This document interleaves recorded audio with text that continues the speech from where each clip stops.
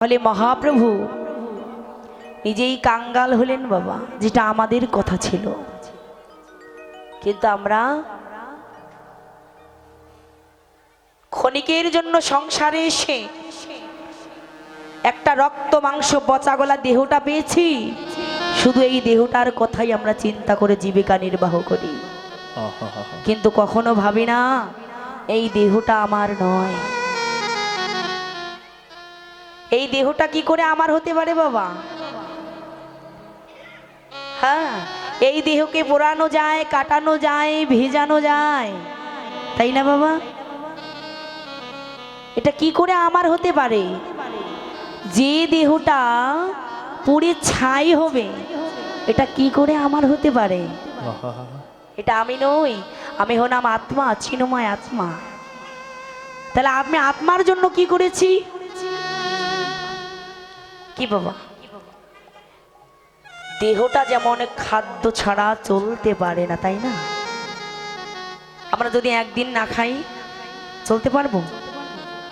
চলতে পারবো না। দেহের খোরাক যেমন খাদ্য, তেমনি আত্মার খোরাক হলো হরিনাম সংকীর্তন। হরি বল, হরি বল, হরি বল। সাউন্ড একটু বেস করুন তো। এই আত্মার খোরাক হচ্ছে হরিনাম সংকীর্তন। তাহলে হরিনাম সংকীর্তন করলে কি হয় বাবা? হরিনাম করলে কি হয়?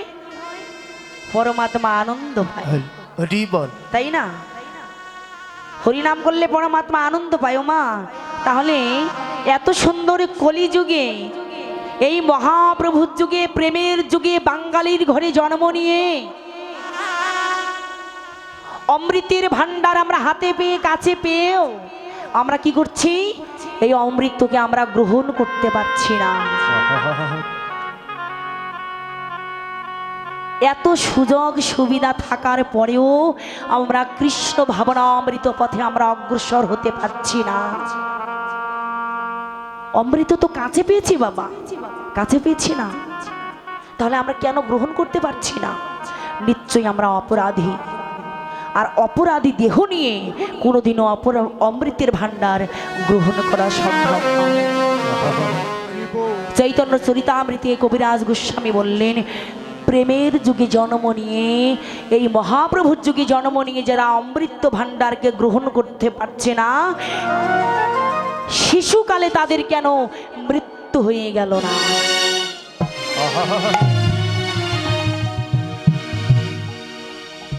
তাদের কেন শিশুকালে মৃত্যু হলো না? কি বাবা?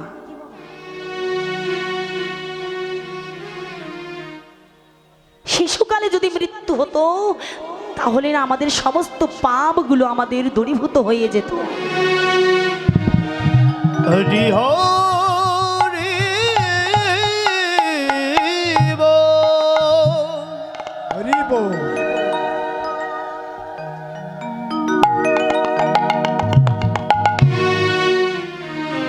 কেন বলেছেন জানেন বাবা? কেন বলেছেন যে শিশুকালে কেন তাদের মৃত্যু হলো না? 10 বছরের নিচে যে শিশুগুলোর মৃত্যু হয়, তারা কোনো পাপে লিপ্ত হয় না। আর আমরা দিনের পর দিন চলে যাচ্ছে, কত পাপ কর্মে আমরা লিপ্ত হচ্ছি, তাই না বাবা? কিন্তু আমরা কোনোদিনও জানি না যে পাপ কখনো বাপকেও ছাড়ে না। দিনের পর দিন পাপ করে যাচ্ছি, কিন্তু আমার পাপকে আমি কখনো স্বীকার করতে পারছি না। তোমার পাপটা সেই দিন দূরীভূত হয়ে যাবে কোন দিন? যেদিন তুমি হরিনাম সংকীর্তন করবে। তোমার সংসার জ্বালা নির্বাপিত হয়ে যাবে কোন দিন? যেদিন তুমি হরিনাম সংকীর্তন করিবে। চেত দর্পণ মার্জনম ভব মহাদাবাগ্নি নির্বাপনম। সমস্ত দাবানল থেকে মুক্তি পাবো কোন দিন? যেদিন তুমি হরিনাম সংকীর্তন করবে।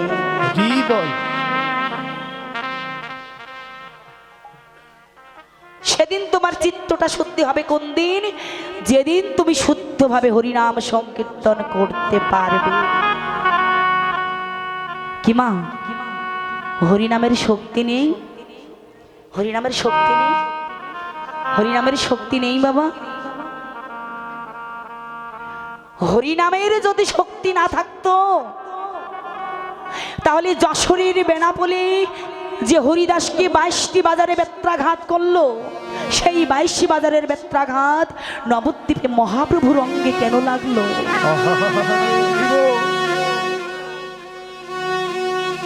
হরিনামের যদি শক্তি না থাকতো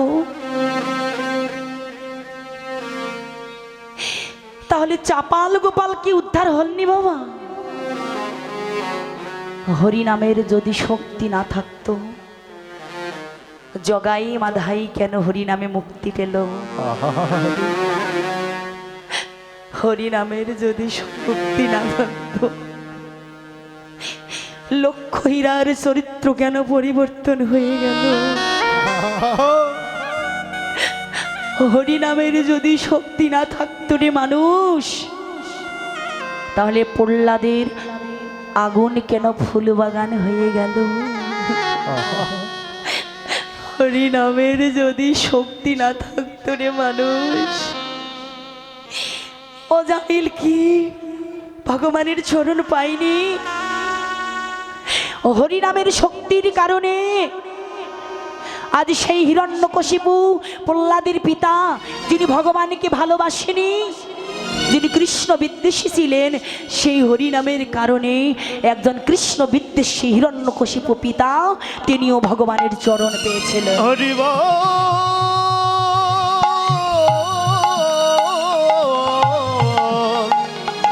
হরি হরি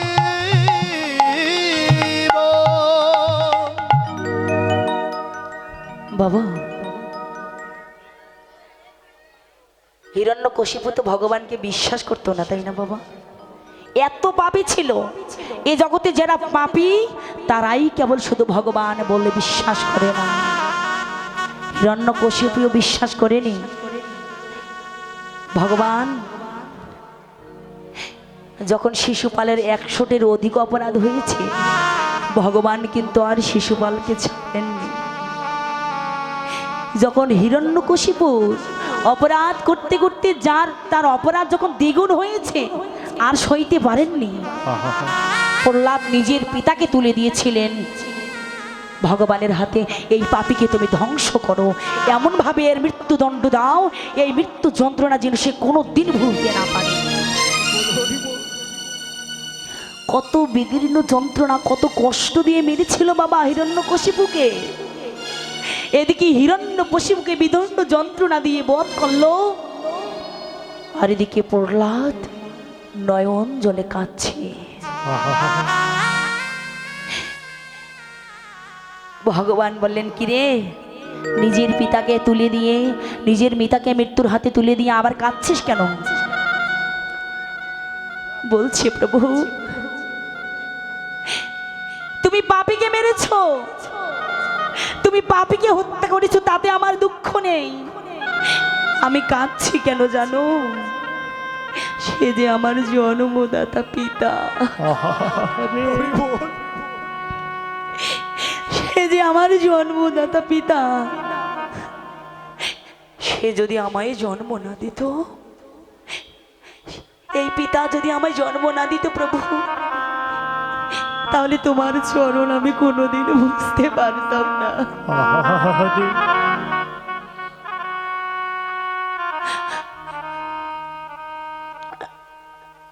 ভগবান বলেছিল, প্রহ্লাদ তাহলে তুমি আমার কাছে কি চাও বলো? কি চাইবো আমি তোমার কাছে প্রভু? এই জগতে চাওয়ার মতো কি আছে? সবই যে তোমার প্রভু। দিতে যদি হয় তুমি আমায় এই দাও। যে পিতা কোনোদিন হরিনাম করেনি, কোনোদিন বৈষ্ণব সঙ্গ করেনি, ভক্ত সঙ্গ করেনি, ওই অপরাধীকে, সে তো আমার পিতা। আমি তার সন্তান হয়ে তোমার কাছে ভিক্ষা চাচ্ছি প্রভু। আমার পিতাকে তুমি তোমার চরণে জায়গা দাও প্রভু। প্রভু হে,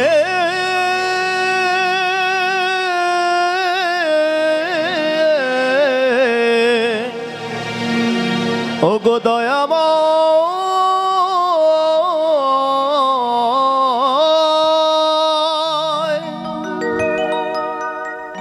কি বাবা পেয়েছিল তো একমাত্র সন্তানের কারণে সেই কৃষ্ণ বিদ্বেষী পিতা হিরণ্যকশিপু যে কোনোদিন ভগবানকে ডাকেনি, কৃষ্ণ কৃষ্ণ বলে কাঁদেনি, কৃষ্ণ ভক্তকে কত কষ্ট দিয়েছিল, সেও ভগবানের চরণ পেল তো।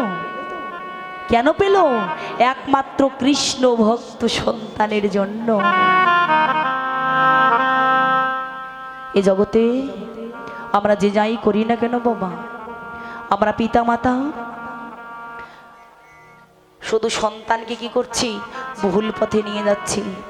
আমরা নিজেরাও করছি না, সন্তানকেও করতে দিচ্ছি না।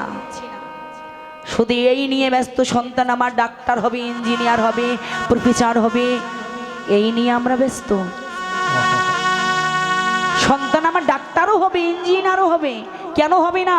আমার সন্তান ডাক্তার হবে, ইঞ্জিনিয়ার হবে, প্রফেসর হবে। তাই বলে ভগবানকে বাদ দিয়ে? ভগবানকে বাদ দিয়ে নয় বাবা। আমাদের কি মনে হয় যারা মূর্খ তারাই শুধু হরিনাম করে? হ্যাঁ, কি মনে হয় আমাদের?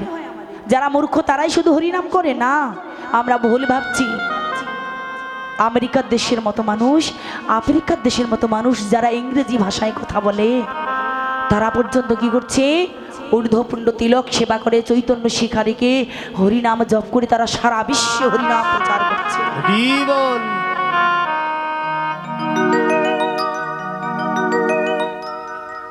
তাই বলছি বাবা, কদিন আর বেঁচে থাকবো? অল্প আয়ু নিয়ে এসেছি, চিরদিনের জন্য আমরা বেঁচে থাকবো না। তাই সংসারে এমনভাবে থাকবো, কেননা পদ্ম পাতা সারাটা জীবন জলে থাকে, তাই না বাবা? কিন্তু জল কোনোদিনও পদ্ম পাতাকে স্পর্শ করতে পারে না। তাই সংসারে আমাদের থাকতে হবে পদ্ম পাতার মতো। সংসারে এসেছি, এই সংসার আমার নয়, এসব হলো ভগবানের সম্পত্তি। আমার সম্পত্তি কি জানো? হ্যাঁ, আমার সম্পত্তি হলো ওরে গৌরাঙ্গের দুটি পাদ,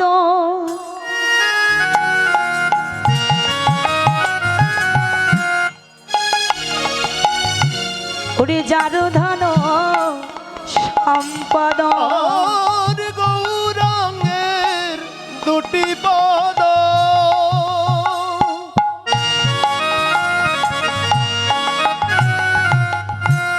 যার ধন সম্পদ, ওরে সে জানে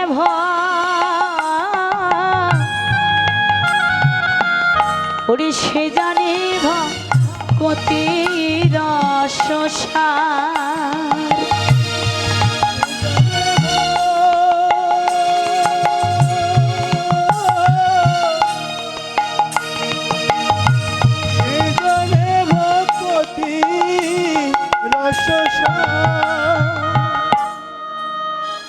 ওরে সেই তো জানে, সেই তো জানে, ওরে ভকতি তত্ত্ব সেই তো জানে, ভক্তি তত্ত্ব সেই তো জানে।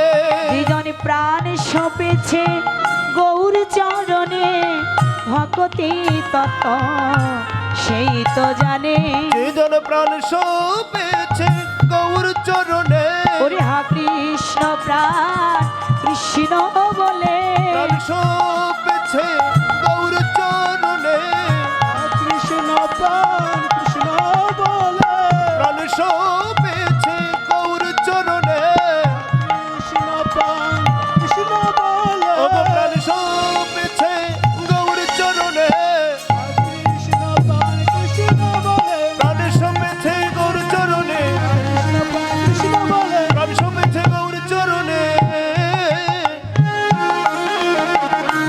সেজন ভক্তি তত্ত্ব সেই তো জানে।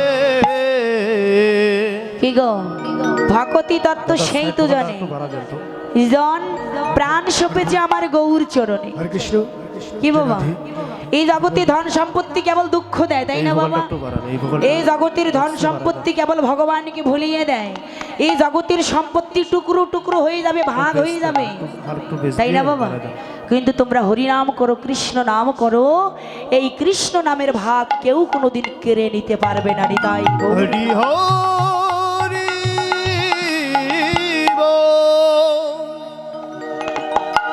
তাই বৈষ্ণব কবি রাধামোহন দাস পদকর্তা পদের শুরুতেই লিপিবদ্ধ করলেন হেম সয়তি গোরা। হেম মানে কি? হেম মানে কি মা? হরে কৃষ্ণ হচ্ছে সোনা। আচ্ছা বাবা, সোনার সঙ্গে আমার গৌরীর তুলনা হয়? মহাজন বললেন, সোনা তুই যত বড়ই কঠিন ধাতু হোস না কেন, তুই যত বড়ই দামি ধাতু হোস না কেন, তুই বড় কঠিন। কি বললেন? তুই যত বড়ই দামি হোস না কেন, তুই বড় কঠিন, তুই বড় শক্ত, তোর কোনো রস নেই, ভাব নেই। আমার গৌরাঙ্গ মহাপ্রভু তিনি হলেন ভাবে রসে মাখামাখি।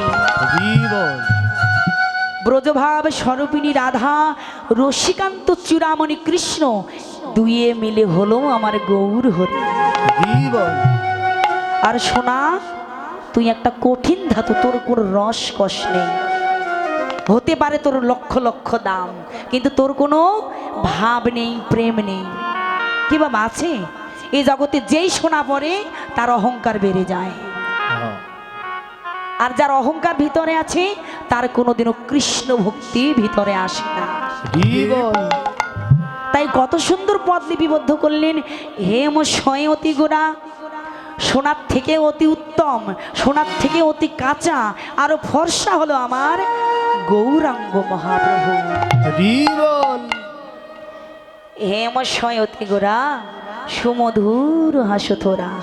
আহ, মহাজন বললেন, দেখো দেখো বদনে আবার কত সুন্দর একখানা সুমিষ্ট হাসি। হ্যাঁ, ভাবের রসে মাখামাখি বদনটা গো, দেখলে যেন মনে হয় ওরে পেরিতির মরতে গিয়ে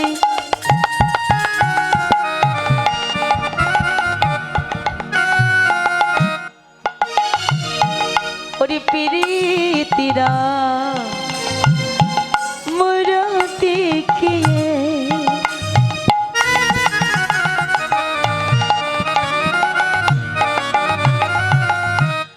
ওরে রূপ স্বরূপ ধর আর পিরিতি মূরতি গিয়ে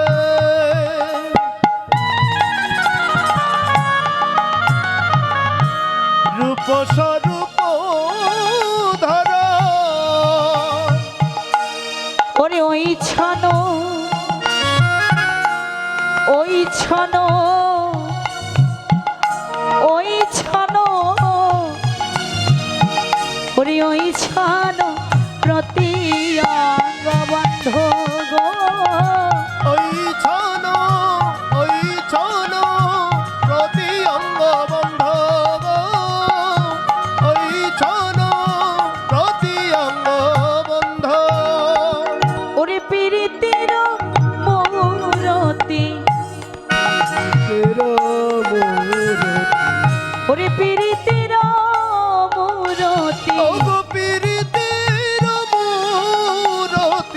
ওরে আমার গোরার অঙ্গ কান্তি, পীড়িতের মূরতি, আমার গোরা অঙ্গ কান্তি, পীড়িতের মূরতি। ওই ছন প্রতি অঙ্গ বন্ধ, ওই ছন প্রতি অঙ্গ বন্ধ, ওই ছন প্রতি অঙ্গ বন্ধ। হরে কৃষ্ণ। তাহলে সেই প্রীতির মূরতি, ও মায়েরা,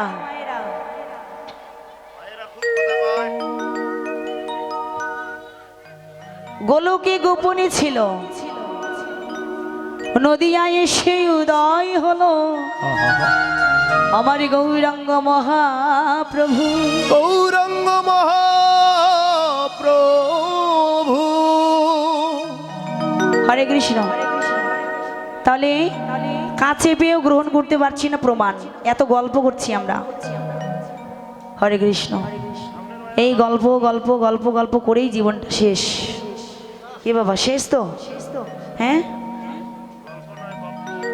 হরে কৃষ্ণ। আচ্ছা, আমাদের ভজনের দিন মানে জীবনের আয়ু দিন দিন বাড়ছে না কমে যাচ্ছে বলুন তো? বাড়ছে। আয়ু বাড়ছে না কমছে? কমছে, কমছে। কিন্তু সেদিকে আমাদের লক্ষ্য নেই। এতটা হাসি খুশি আমরা, রক্ত মাংসের শরীর পেয়েছি, ভগবান 2 পয়সা হাতে ধরিয়ে দিচ্ছে, খাচ্ছি আর মলত্যাগ করছি আর ফুর্তি, চিন্তা নেই আমাদের। হ্যাঁ, কি গো মা, একদিন চিন্তা হবে কোন দিন? যেদিন প্রাণ পাখি চলে যাবে সেদিন, যেদিন হরিনাম বিনে দেহ রাখবো, কি হবে সেদিন আমার? হরিনাম ছাড়া যে দেহ ত্যাগ করে তার কি হয়? তার মৃত্যুটাও যেমন হয় অনেক যন্ত্রণাদায়ক, তাকে আবার কি করতে হবে? আবার 84 লক্ষ জনে ভ্রমণ করতে হবে, তাই না বাবা? এত সুন্দর মনুষ্যগুলি জন্ম পেয়েছি যে ভজনে আমরা আনন্দ পাবো। বাবা, ভজনে যেমন কষ্ট আছে তেমন আনন্দ আছে, আছে না বাবা? হরি বল। তবে এই দুঃখময় জগতে আমরা কি আর আনন্দ পাবো বলুন? এই দুঃখময় জগৎটা, এই জগৎটা হলো দুঃখ দিয়ে তৈরি। অশাশ্বতমে দুঃখালয়, তাই না বাবা? একটা বাসনালয়ে গেলে দেখা যায় যে অমুক বাসনালয়, একটা বস্ত্রালয়ে গিয়ে দেখতে পাওয়া যায় অমুক বস্ত্রালয়।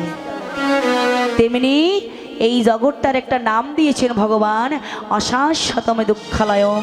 এই জগৎটা হলো দুঃখ দিয়ে তৈরি। এই জগতে, এই সংসারে যতই সাবধান থাকার চেষ্টা করি না কেন, দুঃখ আসবে। সেটা ভক্ত হোক আর অভক্ত হোক, দুঃখ সবার জীবনে, তাই না মা? তাই সাবধান। আমরা এত সুন্দর কৃষ্ণ বলা, হরি বলা ভজনযোগ্য দেহ পেয়েছি, আমরা যেন ভগবানের সেবায় নিজেকে নিয়োজিত করতে পারি, তাই না মা? আমাদের লক্ষ্য হবে সংসার আমি করব, কিন্তু আমি যেন সংসার যেন আমায় স্পর্শ করতে না পারে, সংসারে থেকেই যেন আমি ভগবানকে লাভ করতে পারি। হ্যাঁ, সন্ন্যাসী হয়ে গেলে যে আমি ভগবানকে পাবো এটা নয়, আমার মতো কীর্তন গিয়ে বেড়াতে হবে এটা নয়, সংসারে বসে থেকেই হরিনামটা করতে হবে। কৃষ্ণের সংসার করো ছাড়িও না চায়। যে সংসারটা আমি করব, এই সংসারটা যেন ভগবানের হয়, কৃষ্ণের হয়। মনে করতে হবে সব কৃষ্ণের, সব আমার ভগবানের, তাই না মা? তাহলে যারা আমার ভগবানের চিন্তা করে, আমার ভগবান তার চিন্তা করে, তাই না? আর যারা ভগবানের চিন্তা করে না, যারা ভগবানের চিন্তা করে না, আমার ভগবানও কোনোদিন তাদের চিন্তা করে না। ভগবান বলেন, এই জগতে অহংকারী পাপী যারা আমার দেখা পায় না, তারা দীনজনের বন্ধু আমি সকলই তা জানি। জগতে যারা দৈন্যতা প্রকাশ করে, দীনতা স্বীকার করে, এই জগতে তারাই কেবল আমার প্রকৃত বন্ধু, প্রকৃত ভক্ত।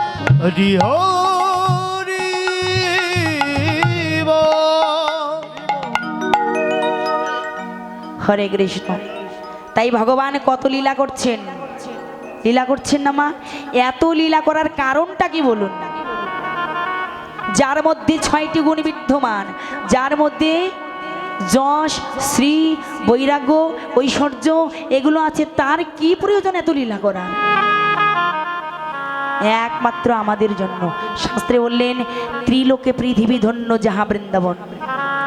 বৃন্দাবনটাই যদি ধন্য স্থান হবে, উত্তম স্থান হবে, তাহলে বৃন্দাবন ছেড়ে ভগবান নদিয়ার মাঝে এত লীলা করছেন কেন? একটি হলো লীলা, আর একটি হলো লীলার ছলে এই কৃষ্ণ ভোলা বহির্মুখী জীবকে শিক্ষা। নিতাই গৌর হরি।